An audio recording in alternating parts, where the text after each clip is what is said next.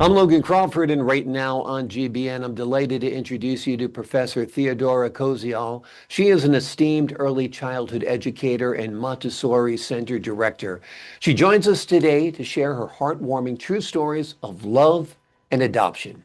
Her first book is called Picking Up the Pups, and it chronicles the joyful and emotional journey of welcoming two beautiful golden retrievers into her family. The adventure continues in exploring the seasons where the brotherly love of the pups brings the wonder of nature and all of its lessons to life for young readers. We're delighted to have this very talented author join us here today. We thank the team at Atticus Publishing for helping us put her on TV today, and we ask viewers like you to support authors like her by subscribing to our channel and by purchasing her amazing books. The links are below this interview. Professor, thank you so much for joining me here today. Good morning. It's a pleasure to be here, and thank you for having me. It's a pleasure to have you on the show. The books are wonderful. I think children and their families are going to love them. Tell us a little bit about how these golden retrievers first came into your life. Well, it was very interesting because uh, I really went to pick up one golden retriever, and it's a really adorable story. And I went to the breeder, and that adoption is a whole realm of excitement Mm-hmm. because there were so many puppies. Yeah. And I decided that, we wanted to have the children know the responsibility of caring for a pet. So Hmm. I went to the breeder, and I always loved Goldens. And I went to get the first Golden, and he was sitting in my lap. He's absolutely adorable. And Yeah. then all of a sudden, his brother decided to come over, and the brother bounded over and sat on my other lap. And I was so overwhelmed. And I thought to myself, how could I possibly break up siblings? Family Mm. is so strong with siblings. So I said to the breeder, you know, I'll just take two of them. So I brought two of them home, and it was quite an adventure in the car because one sat in the front seat, the other slept in the back seat. And I finally brought them home, and they bounded out of my car. And my husband was a little surprised, but he understood that it's very hard to break up a Mm. family with siblings. So this is what we did, and it brought a lot of love and joy into our house. And I have to say that I wanted the first book to really give the timeless lessons with children about love, responsibility, and the great joy that we had over the years caring for our pets. Yeah, it is a huge responsibility. And Yes, I'm on your side. When I get into the breeder's farm or wherever I'm picking up a puppy, it's yes, so hard to resist not taking the whole litter, because they love each other so much. And yes, that's a strong message in your book. It's about sibling love. And we hear a lot yes, about sibling rivalry, but not that much about sibling love. So I think that's yes. important about your book. Talk to us about why it was important for you to highlight this theme for children and families. Well, I wanted to, being in education all these years, Mhm. I think that I wanted to send a message of how important it is to be responsible for a pet. Because children who are responsible for a pet later on in life, these lessons, these early lessons go into adulthood. Yeah. And then they can, maneuver more later in life. Of course, for the possible lesson of being responsible. And Yeah. that's really what I was looking for. And it is a huge responsibility. I can't imagine your home with two golden retriever puppies Yes, for like the first 12 weeks. It's like having newborn babies all over the place, except babies don't bark and bite. That's the right. difference. But I Yes, really feel dogs are the gift you give yourself. yes, Every time I'm out walking my dogs, even if it's early in the morning in a rainstorm to get the right. dogs out, I know I'm out walking in that rainstorm because of the gift of my dog. Because otherwise, I'd be curled up in my bed comfortable, but it's better for me to be out there walking. So I think that's great. That's one sidebar of having a pet in your house for sure. You collaborated with Missy Malouf Yes. an early educator, early childhood educator. Tell us about that collaboration. I had such a pleasure for many, many years. She's a very dear friend and she's a marvelous educator. And I have to tell you that I think if it wasn't for her, I couldn't balance working and taking care of them. So she was wonderful to step up, and she was so instrumental in taking such wonderful care of Aries and Hutch and also her whole family. You Yeah. know, they were very involved, and she used to come over and babysit them. And occasionally, if my husband and I went away for a weekend, then she used to come into my house. And, you know, she really became like a second mother to them. And it was her, when I reached out to her, uh, thinking about the wonderful memories, I said to her, maybe we should write a book about this. Hmm. And this is how this whole thing came to be. And she said, oh, I don't know about that. And then I said, I think we should put our ideas together, all Mhm. of our memories. And it took us about 6 months just to collaborate what our thoughts would be, especially to give a message for children and families.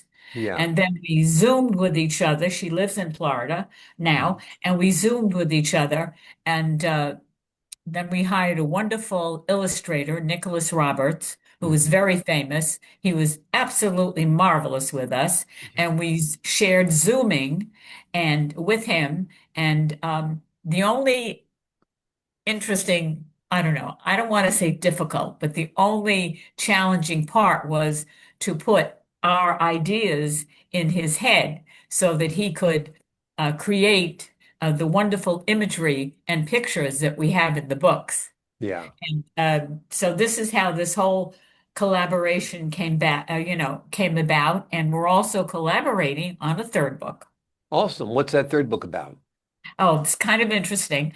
The third book is called Thanksgiving Day Puppy Adventures. And it's all about one Thanksgiving, um, the puppies got a little frisky, Hmm. and we took them outside to walk, and they disappeared in the forest. Oh boy. Yes, and that was a little stressful. Yeah, exactly. A little stress. My dogs have air tags on their collar. God forbid Yes, one of them gets loose. But your dogs are retrievers. They're bigger. They're used to coming when called. You know, I have crazy Jack Russell Terriers. You've yes, got more compliant dogs, I should say. So that's a great holiday story that you've written there for the kids, no doubt. A little mystery, a little intrigue that the dogs are yes, lost. And yes. again, it's teaching about responsibility, right? Yes, absolutely. And also, we wanted also to send a message of embracing kindness Hmm. for animals and nurturing them. Yeah. They really are, they become such a part of your family, and that it takes a lot of nurturing and abilities for children and families to bring up a pet. Yeah. Yeah. There's a lot of joys. There's a lot of work. I've got a 15-year-old dog right now that, is either diarrhea or Yes, constipated and yes, there's all these crazy things that you have to go through with a dog that's almost like a microcosm of life. You deal with the baby issues when they first are a few weeks old, and then you deal, yes, 10 or 15 years later with their old people problems and right. or old dog problems. So it really is a great, or they really are great learning tools for children to learn about bonding, to learn about love, to learn about responsibility, and to learn that it's not necessarily an easy road either. Let's talk a little bit about exploring the seasons and how you use that book to teach children about nature. Let's Yes. focus on Well, that. they were so adventuresome that every season was really like an adventure for them. For example, now we're in fall. They love to romp in the leaves, Yeah. and one got stuck in the mud, and then my sons had to get him out of the mud.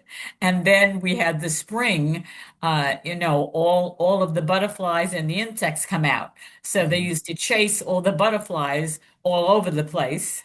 And one summer, which was really hilarious, I have a a pool in my backyard, and Aries was very, very frisky.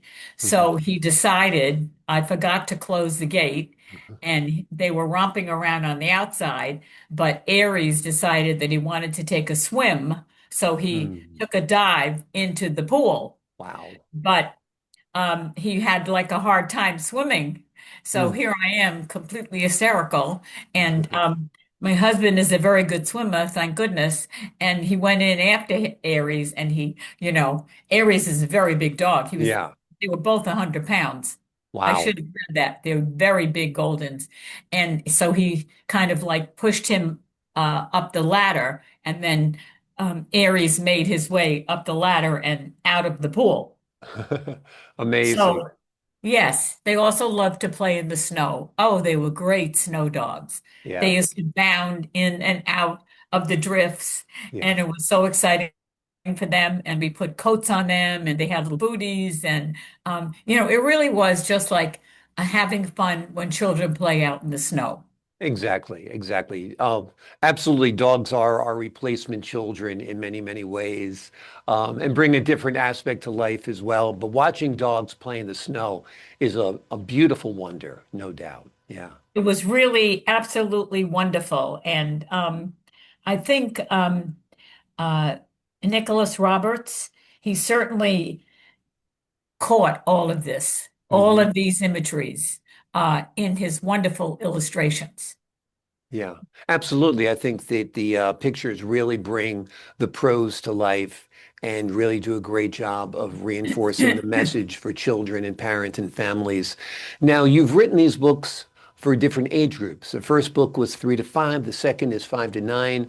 Yes. Tell us a little bit about adjusting your storytelling and educational focus for the different age groups. Well, the first book is a little simpler in Mhm. language, because language for a 3 to 5 year old is a whole different understanding than a 5 to 9 year old. So we made it very plain and very basic, and we were more interested in sharing with them about the adoption procedures of Mhm. going there and picking them up. So Yeah. we kept the first book very level Hmm. and very simple. But then the second book, of course, we embellished it, Yep. with more terminology so that, a 5 to 9 year old, they have a whole different comprehension of Hmm. listening and language. So this is how we balanced out the two. Excuse me. In true Montessori, the young teach the old and the old teach the young. So the Wonderful. classrooms are like balanced. So this is why we did it that way. Wonderful. Have you envisioned these books as videos or cartoons or even live action stories for children? Yes, eventually we would like to do a series of Yeah, live action for the children. You bring up a very good point. yeah. We think we could do probably at least 5 books Hmm. more about, the more I remember and the more Missy remembers, the more material we have for continuing on our series. Yeah, absolutely. And I think we need a good TV show also about dogs. I mean, it's been a long time since Lassie, and even Yeah, longer time since Rin Tin Tin. And I love those TV shows when I was a child, when you hear Lassie, oh Lassie, yes, they'd come running to the TV. Uh, yes, it was yes. amazing. So I think these would be great TV series for children as well. Wonderful work on these books, Professor. The books we've been talking about today are called Picking Up the Pups. It chronicles the joyful and emotional journey of welcoming two beautiful golden retrievers into the professor's home. The adventure continues in exploring the seasons where brotherly love of the pups brings the wonder of nature and all of life's lessons to young readers. And the good news is a third book is coming. Professor, thank you so much for joining us here today. Thank you for having me. I appreciate your time, your insight, and the wonderful work on these lovely books. To the folks at home, I'm Logan Crawford for the Global Book Network. So long for now.